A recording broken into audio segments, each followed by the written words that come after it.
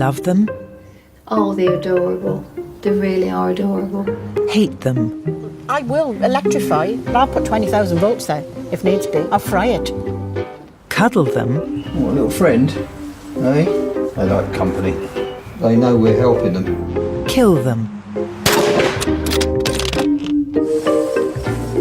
33,000 urban foxes in Britain. They're hungry.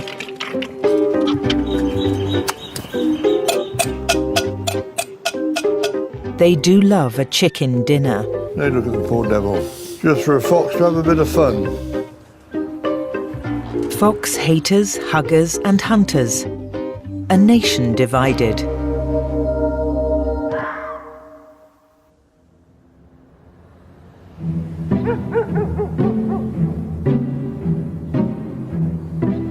Every night, as the evening draws down, a little dance begins in suburban Britain.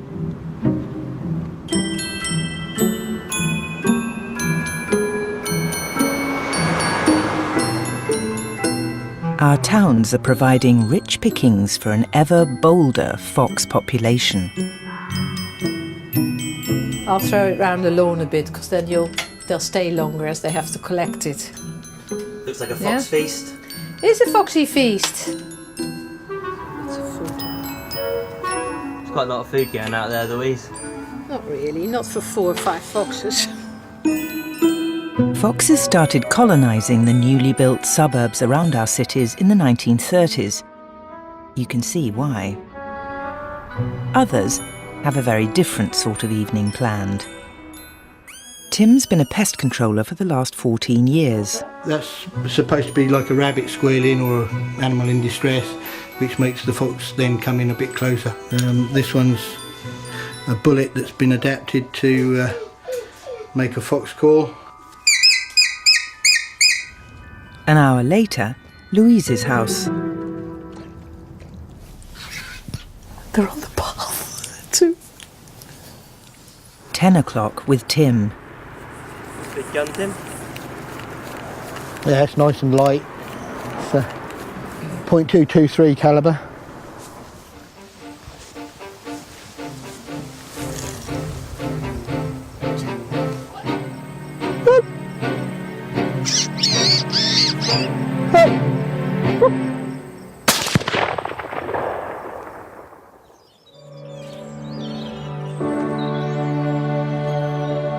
The urban fox ranges far and wide. He does love to leave his mark. It's the smell. It's bad. Oh, God. I could ask you to put your nose into my bin there, but I think it might result in your dinner coming back up. Oh, it's appalling. Oh, I've never smelt anything like it. Trying to get into your cat... My cat flap, yeah, It's broken, the cat flap. Janet's neighbour, Crystal. I tried to get through the cat flap. See, and the next door neighbour as well. I love my garden because it's my stress outlet. You know, it's sheer enjoyment to see what I've done over the years. Opening the front door in the morning and smelling it, and then having to kind of come down, you know, with a shovel, wrapping it up in paper. How do you think I feel about it? So whereabouts does it go? Well, I can tell you where it shits every day. As you can see, by the state of the grass. And it's just gone on like this since last August. I went online and Googled answers, and I got some wonderful answers from America. Get yourself a double-barreled shotgun, honey, and blow it to smithereens. I mean, I will electrify. I'll put 20,000 volts there, if needs be. I'll fry it. It's war. Yeah, no, it's war. It's a war between the fox and me. War needs weapons, and war needs waiting. So you're going to sit here tonight yes, with your pole? With my pole. And if I can hit it unconscious, I will then put it in a dustbin, I think, and drive it down to the nearest tip. This is what it's driven you to then, eh? Oh, yes. At the end of my tether. And never cross a Welsh woman when she's at the end of her tether.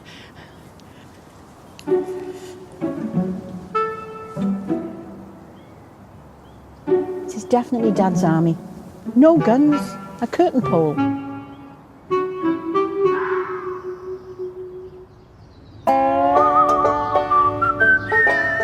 This is Brookside, suburban North London, a street in a ferment about foxes. We can't put poison down, can we? Because we can't afford to kill cats. It came in just from next door because we saw them in the winter. Now the kids won't go in the garden on their own. Yeah, other people up and down the road say they see them as well. Well, we used to have our rabbit down on the decking, and then the foxes came. We were a little bit worried, thinking that the rabbit might have a heart attack or something like that. Hundreds of foxes have invaded this street over the past few years. She started shouting, "Fox, fox!" in Polish language. "Lis, lis!" This is The rabbit's grave, where Tommy and JJ's buried. They managed to get out and the fox got them. I hate them. An ever bolder fox population has sparked newspaper headlines about foxes even coming into people's houses. Well, hello, Foxy. I first saw him behind that white bench there. Not everyone in Brookside is a fox hater. 3 doors away, a man was feeding them. I think there's a chap down the road that I think puts out food for them, puts out cat food and bits and pieces. In the middle of Brookside lives Nobby. He favours a more laissez-faire approach to gardening and to the animals in his garden. If you don't like living near a nature reserve, go and live in a flat. How long have you lived here for? In New Barnet? Since 1945. Do you want to show me where the fox comes from? I don't know where our den is, but I'll show you where she comes through. So you've got to do a bit of climbing. Right. Over there, under that blue thing. How long has she been coming for? 5 years now. I just like animals. You name it, I've had it, you know. Used to collect butterflies and stuff like that, and birds' eggs, and all my life is all I've done. And work. I do the lottery occasionally, and if I ever won millions, I'd just buy as much land as I could and put a big fence around it and turn it into a nature reserve and keep everybody out. 20 houses downwind of Nobby lives Sophia. Due to the recent increase in fox numbers, she's had to take extreme measures in order to protect her bantam hens. If a fox killed my chickens, I'd be absolutely devastated. I don't know what I'd do. I'd probably start shooting them myself. What kind of things have you tried then in order to deter the fox? I've tried human hair, obviously the barbed wire, stop them jumping on top. I've got this pack called Fox Solutions and the alarm. Bit of a random request. My mum went to the hairdresser, was like, "Can I have a bag of hair?" That is the hair. Have a look.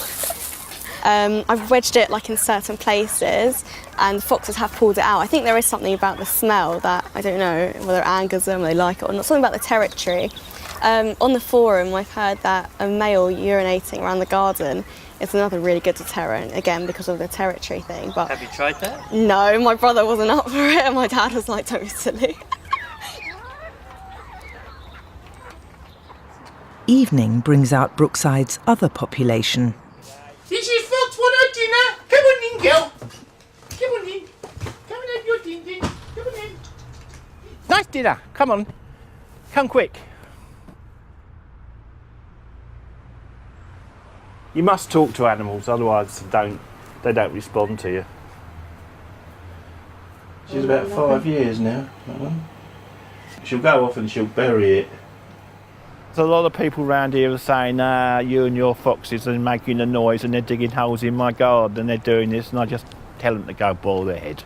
Takes two to tango. If she wants to be friendly, I'll be friendly.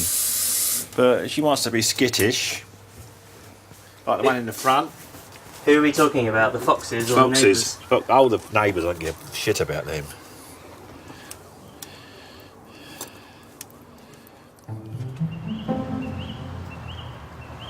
Foxes can live for up to 14 years, but most urban foxes live only 2 years due to traffic accidents. Give that a bang, and that's what then it makes him come.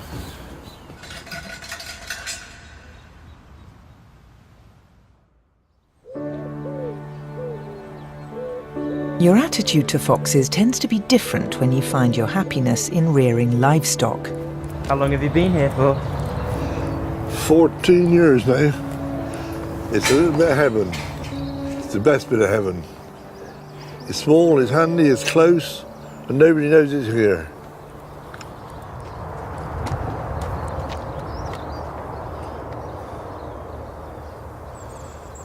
That's what a fox leads when he comes visiting.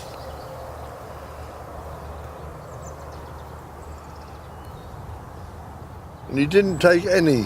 He killed 36. If he was hungry and he killed one, I'd say good luck to you. But he killed 36 and never took one. So that is just a pure killer. A flock like this costs around £300. It's money which Tony can ill afford. That's what you see when you come in first thing in the morning.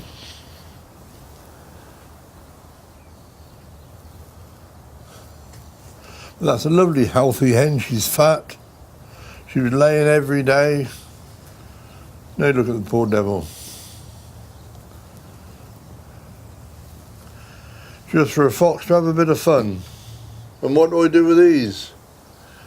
Tell one of these people what love foxes to come and put these in a sack now, and what do I do with them? The fox doesn't really just kill for the sake of it. He'll be back for the chicken carcasses. And Tony will be waiting.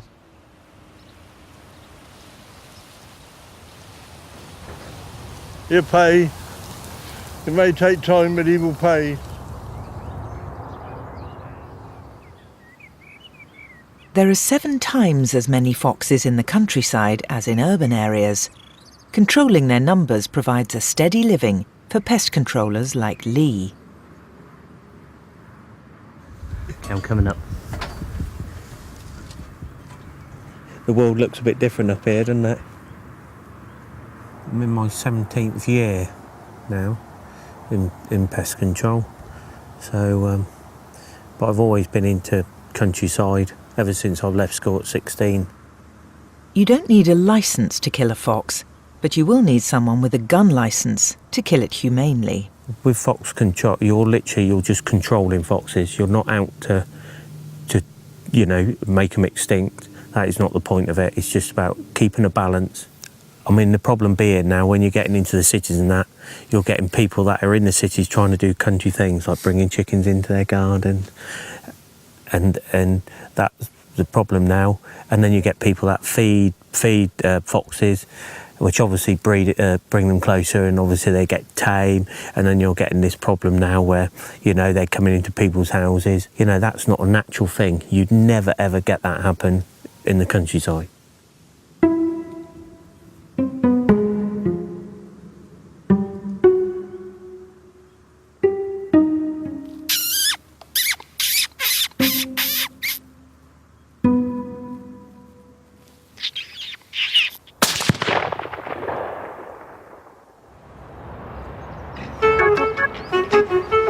Not all pest controllers think you can only control foxes by shooting them.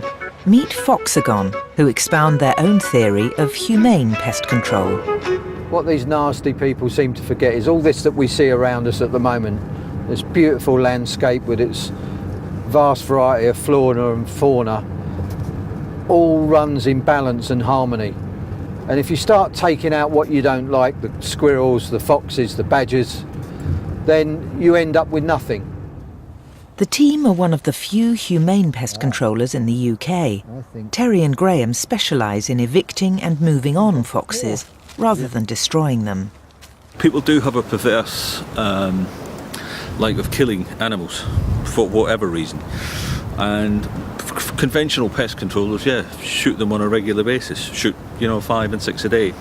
We worked out that not last year but the year before we probably saved indirectly the lives of 500 foxes. A call comes in from West London.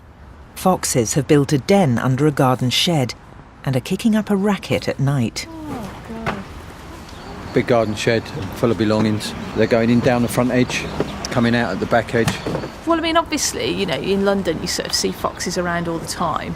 Yeah. So, I mean, it hasn't been a great shock to see them in the garden. But I suppose the first thing we noticed really was just that there was quite a lot of ground moving from underneath the shed. It's come underneath the slabs, scraped all the earth out. Yep. Yeah, I've got blinking eyes in here.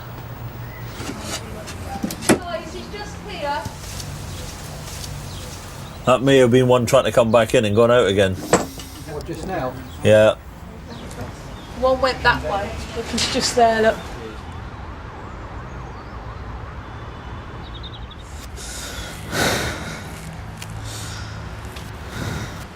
A fox tends to have about 5 cubs a season.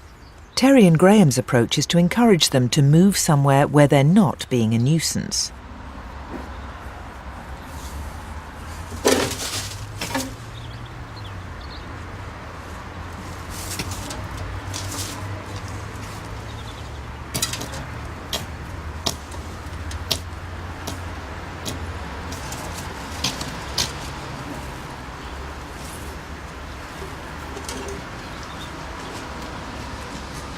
Come on, little man. A little boy.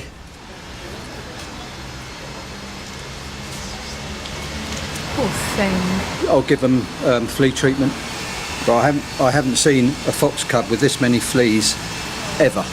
There's absolutely, see them up on my skin, absolutely riddled with them. Literally, when they get picked up like that, they normally wet themselves. I don't know if that one did. And they're scared. They're very scared. But the idea is we get them under cover as quickly as we can. When they get into darkness, they become a lot more relaxed. They'll calm down and they'll just go and lie in a corner. All a pest controller will do is trap and shoot, and won't even fox-proof the shed again, which means 5 to 7 days in the London area normally. You're looking at the other foxes starting to encroach in. So it's not resolving people's problems. And although it hurts me to evict foxes, it is the lesser of like the evils, as it were. Each vixen, when she gets pregnant, will have 4 or 5 places like this to go to, and she will quite simply move her cubs on. So I've just given it a small dose of that. Terry and Graham have blocked off the shed. Their hope is the mother will collect the cub and take it to a more remote den. As soon as we're finished, we're going to release it back in the garden. It will probably run back up the back of the shed for now, and then start calling again tonight. You think it's been abandoned then? We're not sure. No way of knowing at this stage. Hopefully not. But as with all the things we do, as we go, we'll find out what's happening. We've got to crack on. If this cub's mother doesn't come back for it over the next couple of nights, the team will arrange for the abandoned cub to be rescued.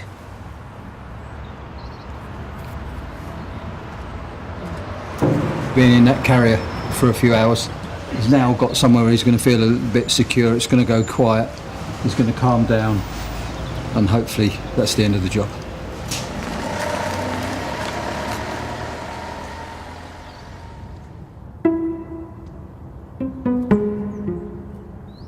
Janet's nighttime vigils have proved unsuccessful. Coming back from holiday, her nostrils are twitching. I suppose I'd better go and check and see what the little darlings have left for me. What are you expecting, Janet? Oh, a lot. They, you know, just because I've been on holiday, they won't have been. Oh. Don't step in it. 3, 4. I've tried to block every, access point. Oh. If the wind's in the right direction, I think I said to you once before, you can open the front door, and if the wind is blowing, in this direction, it just makes your eyes water.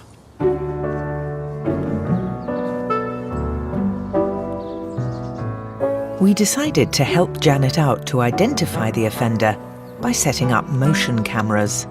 I'm just hoping that when you put the motion cameras up, maybe we can find how it's getting in.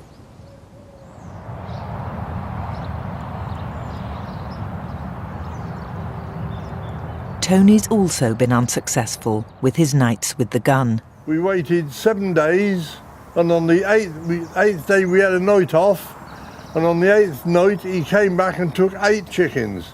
This isn't killing, this is murder.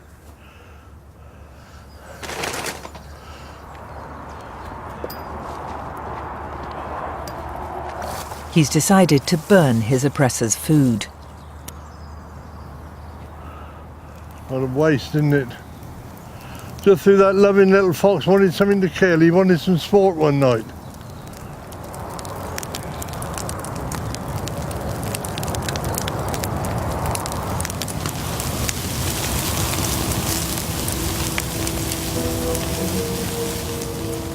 A chicken roast, but not in a good way.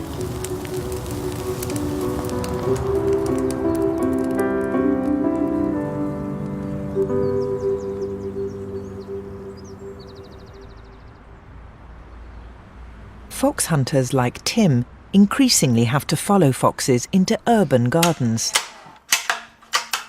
So what gun's this? It's a .22 rimfire. We use this in urban situations simply because it's dead silent. We should see some foxes tonight. This guy's had a serious problem. They killed his chickens, they killed his rabbits, they've killed all of his animals, they've ripped the cages to bits. You have to kill a wild animal like a fox humanely. That means either trapping and putting it to sleep or calling in someone with a gun licence, like Tim. I am an animal lover. I don't necessarily like shooting foxes. I think a fox is a nice animal, but in an urban situation it's generally got worms, it carries all kinds of disease.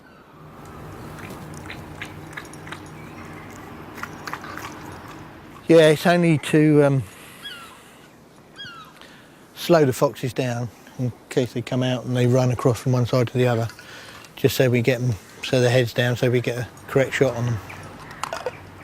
We actually shot 6 here one evening and 4 the next. 10 foxes in 2 days.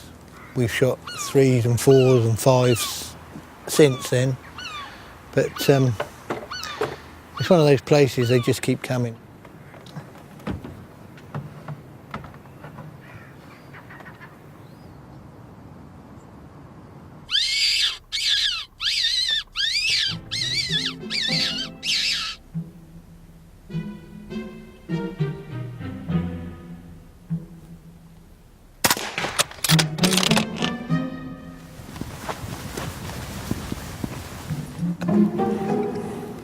A job done.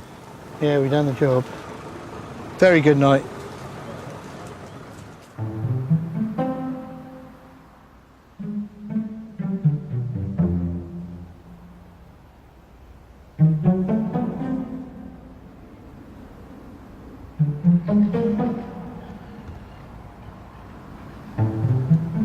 Urban foxes often live off a diet of food scavenged from dustbins and discarded takeaways,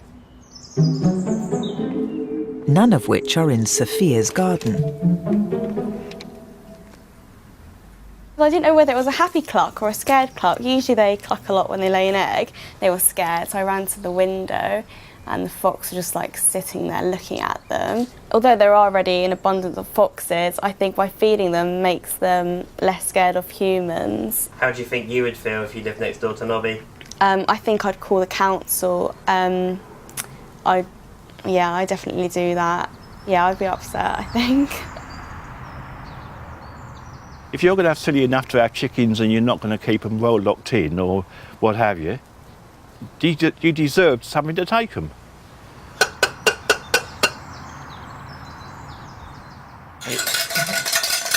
Mrs. Fox, do you want your dinner? The sights and sounds of suburban Barnet.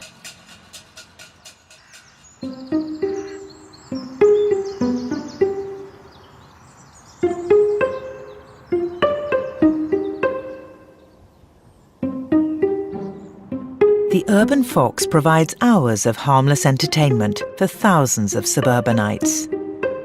Oh, they're adorable. They really are adorable. And how anybody can hurt them, I'll never know.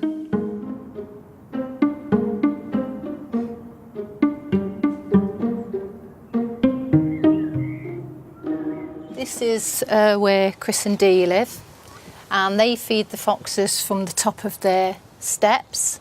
Normally, the foxes come out about 9ish in the evening and then just run all over the place.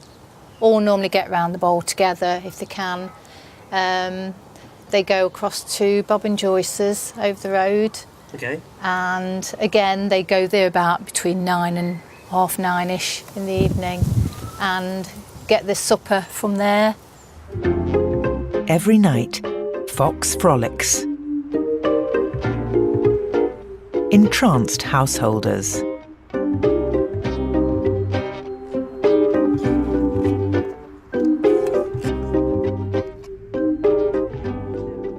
They each have their own little personalities. You know, there's the one he sits at the back and waits till the others are finished because he's a bit scaredy cat, isn't he, really? Scaredy fox. And you can tell the other one is a bit more male alpha, and he's sort of like, I'm having that, get out of the way. I just think They're just animals lovely. are just They're fascinating. Animals just need feeding like anyone. Yeah, you can't ask them any questions. You can only learn from watching what they're doing. At number 2, Fox TV.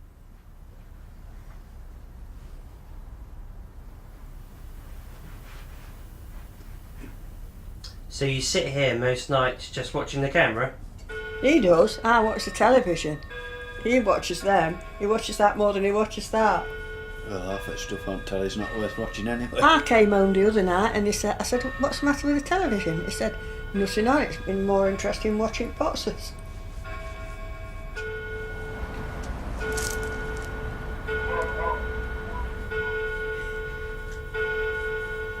Come on, babies, let's have you.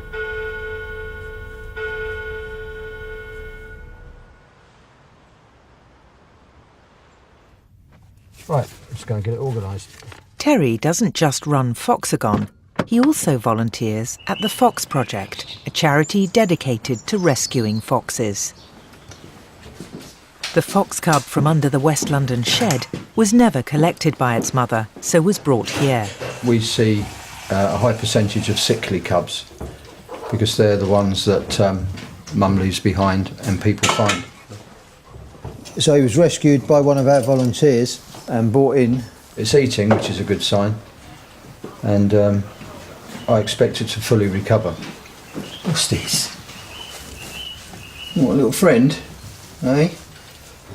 They like company. That's why the only reason we put these in there is because they're on their own without siblings, so they fare much better if they've got something in there, although it's not warm and it's not another fox. Gives them something to hide underneath like they do their siblings. Come on, little girl. They tend to take treatment in their stride. It's almost as if they know we're helping them. Not all of them, but majority of them. The fox has always been demonised. I don't know why. It manages to live amongst us quite successfully without causing us any grief, really. All right. Occasionally it might make a mess in our garden. How is it treating a fox like that? How does it make you feel? Like I'm some use, I suppose. Being able to treat something that you know wouldn't otherwise have got any medical help when it's got a serious condition makes you feel like you're doing something useful in society, I guess. Pleases me anyway.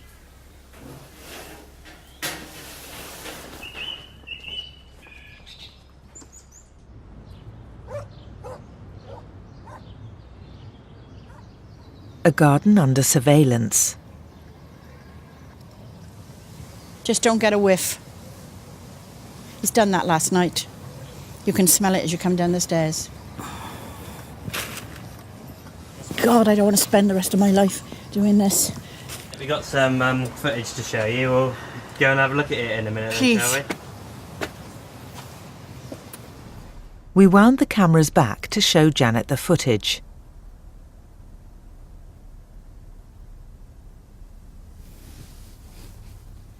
Next door's cat, our ginger moggy.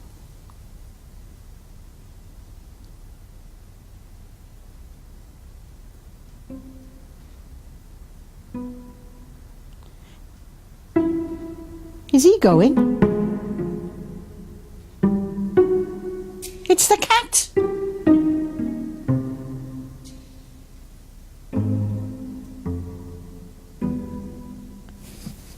So it's not a fox, it's the cat. Well,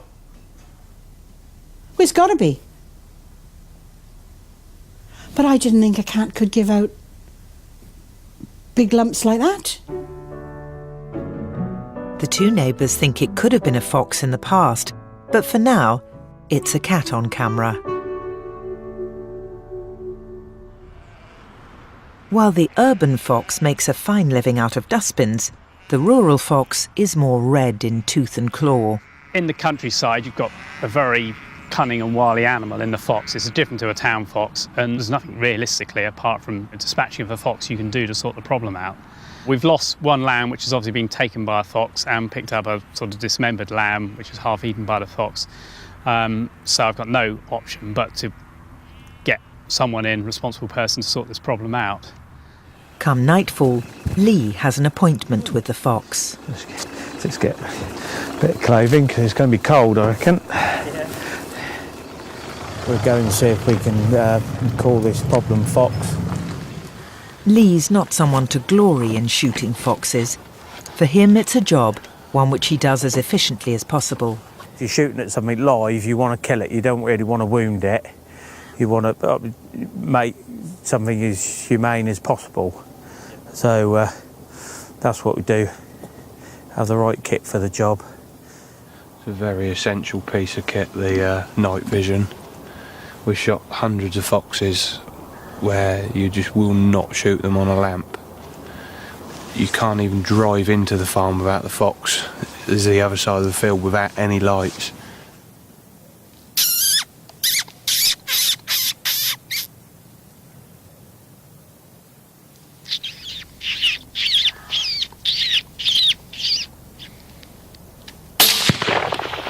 In the last 10 years, which I was really doing it serious, I've probably shot 2,300, something like that, in the last 10 years. Good shot, very good shot. I mean, Lee's exceptional with a rifle. That must have been looking straight at Lee. That must have been, he shot sort of straight in the neck, sort of face on. We'll take this one back and see if we can spot a few more. I expect we're going to see a few tonight. Hopefully get the one that keeps killing our lambs. He's just texted us about half an hour ago to say that he's just checked the lambs before he go to bed and he's seen one out there, so hopefully he's not scared it and we'll get it for him. It can cost up to £200 per fox kill, but it's not easy money for the hunter. It can take many hours of stalking through the night. This is the most important fox of all. This is where we just seen a fox across here somewhere. This literally where the lambs have been attacked is literally sort of 250 metres down here. Right. And we've just seen a fox laid out in the corn down the bottom here, which we're going to see if we can get a little bit close to it.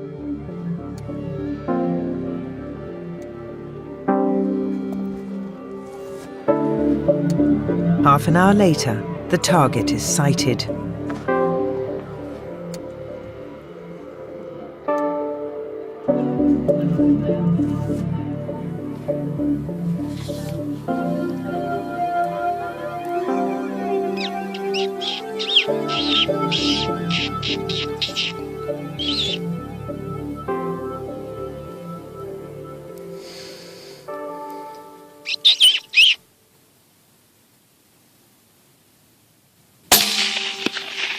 There you go. Did you hear the strike? Yeah.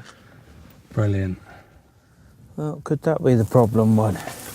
It's very close to where the lambs are. So, I think what divides everybody between liking foxes and hating them, obviously, is obviously one thing, they look nice and red, cute and cuddly. And that's what people do see, but a lot of people don't see the actual destruction that they do sometimes. You know, it's only people that live in the countryside or, you know, well, and, you know, people in London now are starting to have chickens and stuff like that, so they then realise what actual damage they do, because if they went into a chicken pen and just took one chicken, it wouldn't be a problem, or less of a problem. There's a certain blood-for-blood justice in the night hunter. The dead fox laid on top of the lamb it slaughtered. Like the farmers like to stroke, basically, to touch or see, makes them feel better. Knowing it's dead, basically.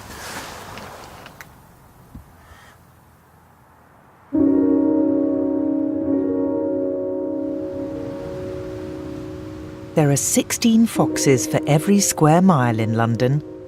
The more the merrier for Nobby. So Nobby, what time of night is it at the moment? Do you know, I don't know. I don't know. I guess it's about 3:30, but I'm not too sure. What's that then? A few bones? No, that's tin of dog food, packet of cat food, some cat biscuits, and some dog biscuits. For Nobby, the fox is a companion through the lonely nights. Yeah, I've always been a night owl. Always have been. I'll be honest with you now. If I got up at 9 o'clock in the morning or 8 o'clock in the morning, I find the day's too long. Because there's not much I can do to fill the day in.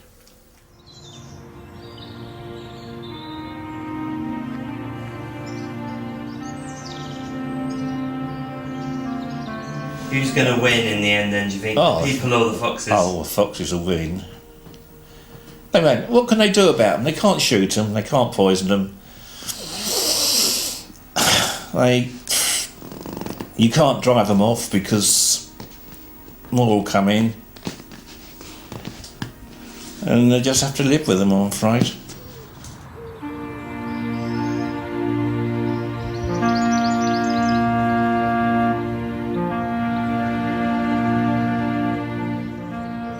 Sophia is moving out. She won't miss Nobby's companions and their attentions.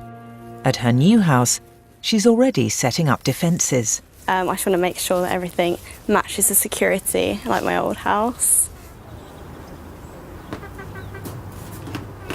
No, I don't miss foxes at all. I don't miss the smell they leave in the garden, the poo. It's nice just to be able to not worry so much about foxes being in the garden. You can't really stop foxes, they're everywhere and it depends on the area. There's only certain things that people can do to stop them, but you can't really go out there and shoot them all, so you have to put up with it or move house. Omelettes for breakfast every day. Contented chickens, heads intact. It's one of Terry's volunteer days at the Fox Project. Today he's releasing a fox they've nursed back to health. He's put on a lot of weight and his coat's lovely. This is the best chance he's got, really. So you released the fox back in the same place where you found it? Yes. Give or take. Bearing in mind wherever you find it, it's an almost certainty that that is part of its territory. But the choice for us was either put him to sleep, which none of us really want to do with a healthy fox, or put him back and give him a chance to carry on with his life. Fox Project's probably released now getting on to 10,000, maybe even more. So that's my task done for now, so let's hope he survives well. In all honesty, you get one that touches your heart, I suppose, and you like to follow it through.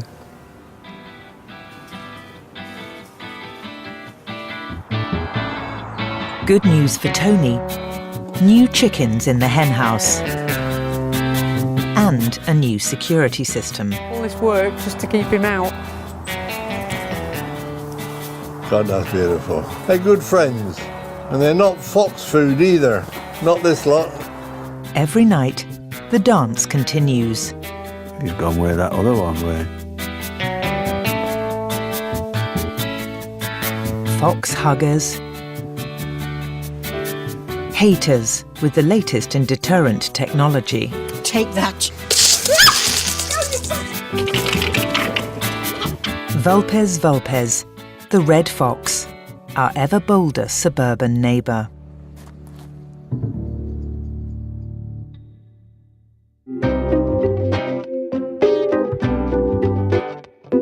If you discovered an enormous sum of money, what would you do? Billy Bob Thornton and Bridget Fonda find temptation hard to resist next on BBC One, but a simple plan can go awry.